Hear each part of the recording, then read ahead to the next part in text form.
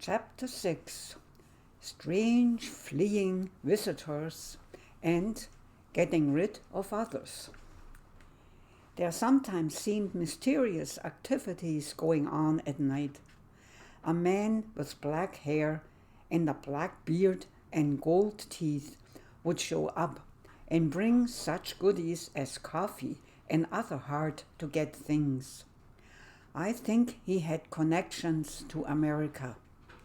Also, I remember that twice two women with strange accents would appear in our tiny kitchen after dark.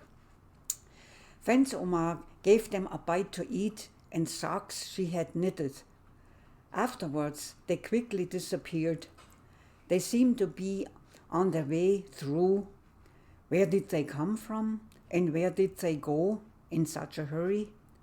The word Jewish was only spoken in hushed tones. I didn't understand any of this. I never asked.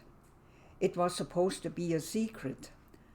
Now I am thinking that perhaps Vance Oma was in some sort of underground organization. I loved my Vance Oma and would often lie on the sofa snuggling up to her and listen to her heartbeat. That somehow was so comforting. She was an honest and good person that would not tell a lie and never swore. She did not have to say anything if you did anything bad or swore, but she would turn her eyes on you, making you feel immediately ashamed or guilty. She might have worked in a lowly factory, but nevertheless she was cultured, reading books such as by Germany's foremost poets Goethe and Schiller. She had produced a little pocket book full of poetry herself. I remember her saying that once I was grown up, I should publish it for her. We also loved to listen to opera and operetta on the radio. Vance Oma was well liked. Everybody in our street called her Vance Oma. Mental institutions. Vance Oma told me later that in the factory she had been working in, everybody had to raise their right arm and sing the national anthem and say Heil Hitler. She absolutely hated that man and did not do so. She was pulled aside by her management, who warned that if she did not comply, she would be taken away. So she did the raising of the arm and the moving of the lips without emitting a sound. She did not know where they would have taken her. At that time, there was no knowledge of concentration camps by the general population.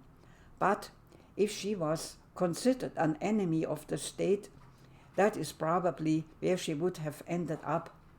Likely, so did her husband, my grandfather.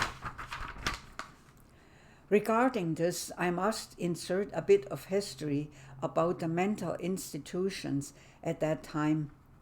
An attempt to relieve overcrowding of psychiatric hospitals played a big role in Germany's decision to sterilize patients. In 1880, Germany had over 47,100 patients in public asylums. By 1913, there were 5 times that amount, 239,583 cases, while the general public had only doubled.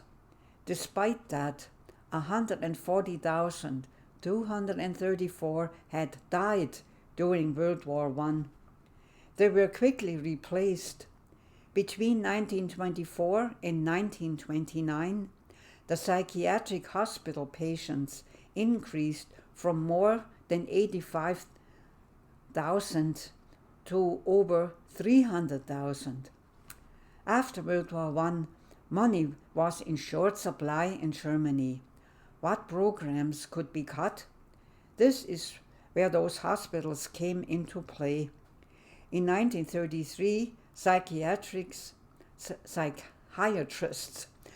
Frank Kallman and Ernst Reading were studying schizophrenia, as 58% of patients were afflicted with this illness. These two scientists were convinced that it was hereditary, caused by a recessive gene, and those people afflicted with it should be sterilized, so there would be no offspring. Hitler approved the sterilization September 1st in 1939. But there were many other patients, like those with manic depression, epilepsy, Huntington's disease, blind and deafness, and the ones with great malformations. Most of these people were non-productive and cost the country millions of Reichsmarks. It was not far to go one step further, from sterilization to killing. Of these thousands of unfortunate people, some were shot by the SS. Many received lethal injections with morphine and scopolamine. Those patients, being strong enough to work, were kept on a minimal food ration. Patients that were weak died of starvation. Then centers were set up for people to be gassed. This was the forerunner of the concentration camps where so many of the Jewish people ended up.